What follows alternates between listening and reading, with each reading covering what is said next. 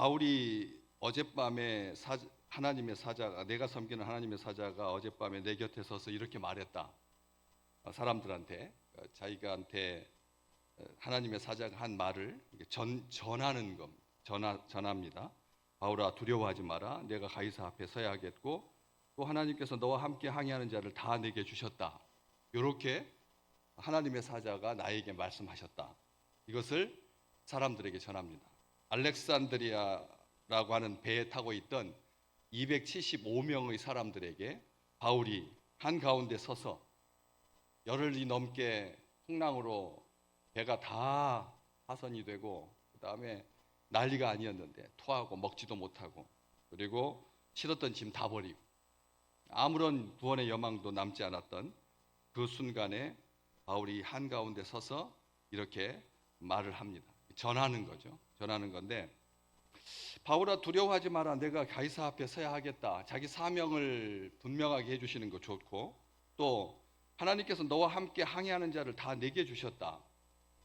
우리가 생각할 때 이 큰 그리스식 범선에 타고 있는 276명 바울을 포함해서 그 76명이 지금 항해 중에 있습니다. 거기에는 선장도 있고 선주도 있고 그리고 바울과 몇몇 죄수들을 지금 이송 중에 있는 그런 로마의 근위 대장, 로마의 황실 경호 대장인 백부장도 있습니다. 우리가 이렇게 항해가 그렇게 있는데 그 항해가 정상적인 항해가 아니라 비정상적인 항해다. 이렇게 되었을 때 이 배에 맡겨진 사람들은 누구를 붙잡아야 살 수 있을까요? 그 많은 사람들 중에서 우리가 생각할 때 기본적으로 생각할 때 이런 이 큰 환란을 당하고 이제 구원될 가망성도 없고 계속 지금 밀려 내려가고 그리고 보통이면 한 열흘 정도 그렇게 광풍으로 고생하는 경우는 있었지만 그 다음 장에 27절 말씀에 보면 열 나흘째 되는 날 밤에사 이 아드리아 바다에서 이리저리 쫓겨가다가 자정쯤 되어서 사공들이 어느 육지에 가까워진 줄 짐작하고 물을 재고 그 다음에 해서 거기에 이제 도착하게 되는 건데 이런 상황이 발생하면 우리는 누구에게 소망을 둬야 되고 누구를 붙잡아야 할까요? 일반적인 상식으로는 선장을 붙들어야죠. 선장이 책임자지요. 선주는 책임자일 수는 없습니다. 선주는 그 배를 가지고 장사하는 사람이지 배에 대해서 뭐 구체적으로 잘 안다거나 그런 사람이 아니니까 그 배를 운전하는 선장, 기관사, 사공들 배와 관련된 전문가들을 의존해야지. 그렇잖아요? 이게 기본인데 바울은 뭐라고 말하냐면 하나님께서 너와 함께 항해하는 자를 다 바울에게 주셨다라고. 이게 우리가 생각하는 것처럼 이 말은 바울 혼자만 속으로 하나님께서 이 배에 타고 있는 사람들의 생명을 나에게 붙여주셨구나 라고 감사하면서 하나님 안전하게 도착하게 해주십시오 이렇게 기도하는 이게 다죠. 이게 다잖아요. 다일 텐데 이걸 사람들한테 말을 해요. 거기 사람들이 누구냐면 아까 말씀드렸던 그 선장, 선주, 로마의 군인들, 죄수 그리고 바울과 함께하는 아리스다고 이 책을 기록한 누가 그리고 아시아에서 장사하는 장사하기 위해서 함께 탄 사람들 또 여행을 위해서 탄 사람 다 달라요. 다 사람이 다 다른데 헬라인들, 이집트 사람들, 아시아 사람들, 소아시아 사람들 다 국적이 다릅니다. 그런데 그 사람들 앞에서 그 말을 헬라어로 말했는데 다 알아듣고 그리고 그 사람들한테 뭐라고 말하냐면 여러분이요 안심하라 이렇게 말해요. 안심하라. 우리가 지난주 우리 말씀 들었지만 주께서 쓰시겠다 하라고 하는 그 말씀하고 정말 똑 닮아 있는 말이 안 되는 말이라는 거죠. 우리가 상식적으로 생각했을 때 이런 말은 세상 사람들한테 하면 안 되는 거죠. 기도만 하고 있든지 해야지. 사람들 앞에 이것을 말해가지고 하는 게, 말을 하면 안심이 된다면 모르겠습니다. 말을 해서 두려워하지 말라고 하면, 두려워하지 않을 수 있다면 이 말이 맞는 말이죠. 그런데 안심하라 이렇게 말합니다. 이 안심하라고 하는 말이 세상 사람들한테, 세상 속에서도 늘 쓰는 표현이에요. 안심하라 뭐 하는 표현, 엄마가 얘들한테, 또 아빠가 자녀들한테 그렇게 말할 수 있죠. 그렇게 말합니다.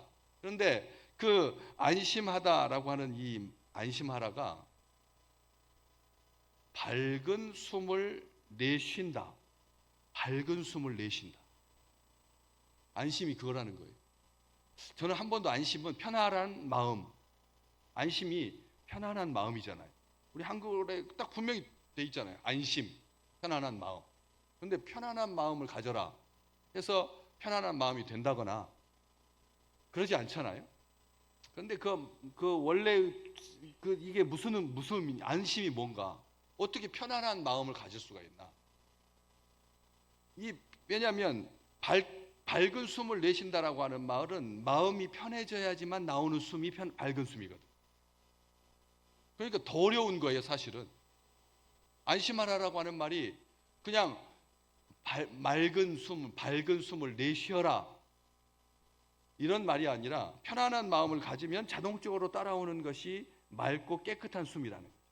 마음이 편안한 마음이 뭘까요? 어떤 마음을 편안한 마음이다? 저녁 걱정 안 하시는 것? 전쟁이 나지 않아서 편안한 것? 잠을 잘 자는 것? 돈벌이가 잘 되는 것? 관계가 좋은 것? 그게 안심, 편안한 마음인가요? 뭐가 편안한 마음일까요? 성경은 분명히 말합니다. 평안은 하나님께서 주시는 거라. 편안한 마음은 하나님께서 주시는. 그래서 편안한 마음은 하나님께서 주시는 마음이고, 그리고 한 마음입니다. 한 마음. 늘 제가 영어로 말씀드렸는데 single mind, 한 마음. 하나님에게 기댄 마음, 하나님께 의지하는 마음, 하나님께서 신실하시다라고 하는 믿는 마음, 이게 우리의 마음을 편안하게 하지, 끼니 걱정이 없는 것이 편안하게 해주는 게 아니라, 자녀들이 무사히 밤에 돌아오는 것이 우리를 편안하게 하는 거라는 거 아니라는 거예요. 장사가 잘 되는 것이 마음이 편안해지는 게 아니라는 거예요. 분명합니다. 성경은 한 번도 이러한 것들이 우리를 편안하게 한다라고 말한 적이 없거든요. 그렇기 때문에 이 편안하다라고 하는 말은 밝은 숨을 내쉬는 것, 하나님께 의지해야만, 하나님을 믿고 하나님께 감사하고 하나님을 기뻐하고 하나님을 즐거워하면 마음이 평안해지고, 그때 호흡이 갈라지지 않는다는 것, 그때 호흡이 맑은 숨이 나온다는 거죠. 언제 입에서 더러운, 거친, 그리고 견디기 어려운 그런 냄새가 나옵니다. 이빨이 썩어서가 아닙니다. 본인은 모른다고 하더라고. 다들 모른다고 하더라고요. 왜? 조개 썩은 냄새가 난다 라고 하는 그 표현을 쓰더라고요. 그게 본인은 모르는데 옆에 있는 사람은 그걸 느끼는 거죠. 본인은 몰라요. 그런데 조개 썩은 냄새가 얼마나 고약한지 아시잖아요. 근데 본인은 모르고 옆에 있는 사람들이 아는 거. 그게 거친 숨이고 더러운 숨이고 악한 숨인가요? 그건 아닙니다. 그것은 문제될 게 없고, 그게 우리를 더럽게 하는 게 아니라는 거예요. 하나님 앞에 호흡하는 것은 이 생명의 호흡을, 밝은 숨을 내쉬는 거예요. 생명의 호흡이 밝은 숨을 내쉬는 거지, 이빨을 안 닦아가지고, 아니면 저녁에 속에 염증이 생긴 사람들이 숨 쉬면은 아주 고약한 냄새가 나거든. 그래서 같이 옆에 있기도 어려울 정도로. 근데 본인은 몰라요, 전혀. 그러니까 그것을 정확하게 알 수 있게 하기 위해서 그걸 감지하는 기계도 개발되었지만, 개가 어떤 병에 대해서 이렇게 반응하고 저렇게 반응하는 걸 따라서 이 사람이 지금 어떤 장기가 상했는지를 알 수 있는 그런 진단법이 있거든요. 개가 냄새를 맡고 어떻게 반응하느냐에 따라서 이게 심장 쪽인지, 이게 무슨 혈관 쪽인지, 이게 무슨 골격과 관련된 건지, 아니면 내장 쪽인지, 그것을 구별할 수가 있다는 거예요. 그렇게 그런 몸에서 속에서 병 들어가지고 나오는 그런 냄새가 더러운 냄새, 악한 냄새가 아니라 하나님께서 우리에게 주시는 그 마음, 하나님을 믿는 주의 백성들에게 숨 쉴 때 생명을, 영생을 주시는 거. 이게 안심하는 거거든요. 사실 여기에 타고 있는 그 275명 사람들은 아무도 하나님 모르는 사람. 누가하고 아리스다고만 하나님에 대해서 알지. 다른 사람들은 모르는 사람들. 물질 벌고 돈 잘 벌고 인생 편안하게 살고 싶고 명예가 올라가고 권력을 갖고 이러한 것들이 전부인 사람들에게 안심하라라고 하는 말이 이게 깊은 뜻이 여기에 있다라고 하는 것입니다. 우리가 숨 쉴 때 생명의 호흡이 되시기를 주의 이름으로 축복합니다. 생명의 호흡, 생명 향기가 납니다. 영생의 호흡. 입에서 나는 그런 악취가 아니라 진짜 맑은 숨을 내쉬는 것, 편안하게 마음을 내려놓고 그렇게 쉬는 그 숨이라고 하는 것이죠. 영어 성경에 제가 한번 봐봤어요. 그렇게 되어 있더라고요. Keep up your courage. 이 무슨 뜻입니까? 안심하라고 하는 게 말하는 용기를 내라. 기뻐하라. 어떨 때 무엇이 우리를 기뻐하게 하고 우리를 용기 있게 하고 우리의 마음을 싱글 마인드 하나님만을 향하게 합니까? 뭐가 어떻게 하는 것이? 믿음의 힘을 발휘해라. 힘내라. 어떻게 그게 가능합니까? 하나님께서 우리의 호흡을 주관하신다라고 하는 것을 알 때, 하나님께서 우리의 호흡을 주관하신다라고 하는 것을 알 때 우리의 마음이 기뻐지고 그리고 믿음의 힘을 내게 되고 그리고 용기를 내게 되는 거예요.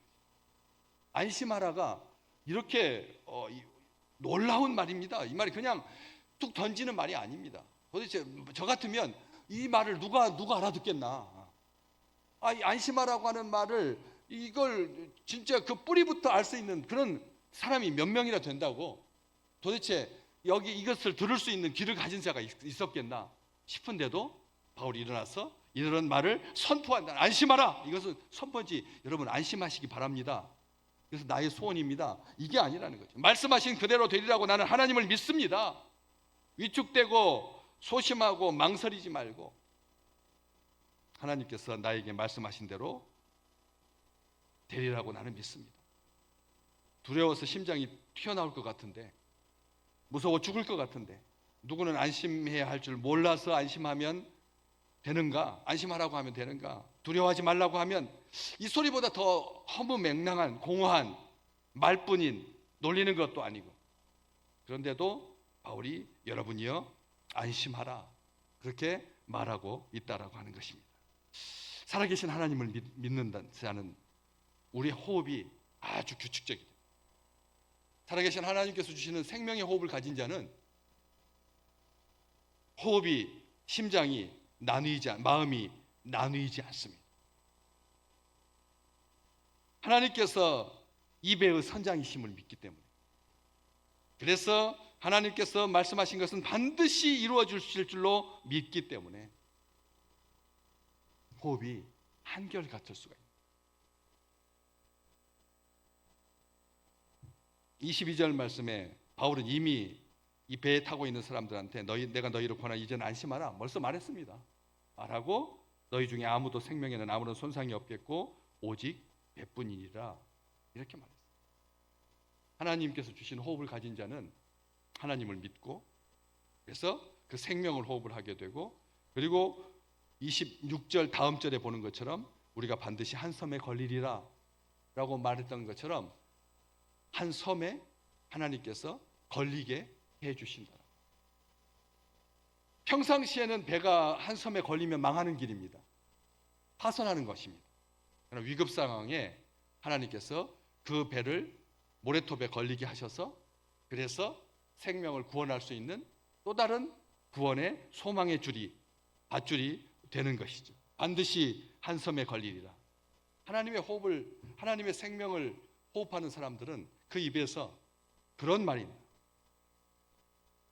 스스로 오늘 고난주간을 시작하면서 저녁에 주회전에 올라와서 우리가 기도하면서 이렇게 고백할 수 있었으면 좋겠습니다. 안심하라라고 하는 그 말의 뜻 맑은 숨을 내쉬다. 한 마음, 하나님께서 주시는 마음을 가진 자의 입에서 호흡이 생명의 호흡이고, 그리고 기뻐하게 되고, 안심하라고 하는 말이 야고보 사도는 기뻐하라 이렇게 번역을 하거든.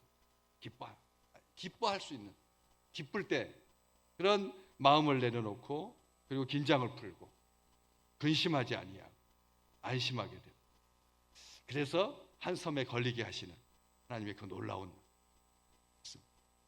시편 107편에 보시면 똑같은 상황, 이런 상황이 벌써 기록되어 있습니다. 시편 107편에 이 다섯 번째 시편의 마지막을 시작하는 107편인데, 거기에 보면 이런 말씀이 있습니다.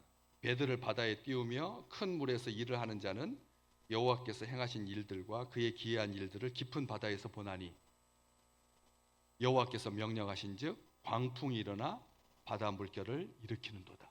광풍을 누가 일으킨다고요? 하나님께서 일으키신. 미친 바람이니까 고기압과 저기압이 그냥 급하게 서로 이렇게 충돌하면서 가운데서 생기는, 그냥 우리가 생각할 때는 자연 현상인 것 같은데, 성경은 분명하게 말하고 있습니다. 여호와께서 명령하신즉 광풍이 일어나 바다 물결을 일으킨다고. 그래서 그들이 하늘로 솟구쳤다가 깊은 곳으로 내려가나니 그 위험 때문에 그들의 영혼이 녹는도다. 그들이 이리저리 구르며 취한 자들 같이 비틀거리니 그들의 모든 지각이 혼돈 속에 빠지는도다. 이럴 때 어떻게 우리의 호흡이 생명의 호흡이고, 기쁜 호흡이고, 안심하는 호흡이고, 평강의 호흡이고, 그리고 하나님을 즐거워하는 호흡이 될 수가 있겠습니까? 못하는 거죠. 인간의 생각이 딱 멈추는 그 자리입니다. 거기에서 지금 바울이 일어나서 안심하라. 하나님께서 여러분의 모든 생명을 나에게 맡겨주셨으니 내가 기도할 거다. 내가 기도한다. 그렇게 말할 수가 있었던 것이죠. 그런데 그걸 가능하게 해주신, 이렇게 바울이 이렇게 일어나서 말할 수 있었던 그 놀라운 비결을 시편 107편 28절, 29절, 30절이 쫙 기록하고 있습니다. 광풍이 일어났을 때 사람들이 어떻게 안심하고 호흡이 생명의 호흡이 되고, 그 기뻐할 여호와를 기뻐하고, 그리고 구원의 소망을 향해서 나아갈 수가 있는가 보여주는 자막을 잠깐 보시면, 시편 107편 28절 뭐 할 때요? 이에 그들의 고통 때문에 여호와께 부르짖으매 그가 그들의 고통에서 그들을 인도하여 내시고. 29절 중요합니다. 같이 읽겠습니다. 광풍을 고요하게 하사 물결도 잔잔하게 하시는도다. 아멘. 광풍을 고요하게 하사 물결도 잔잔하게 하시는.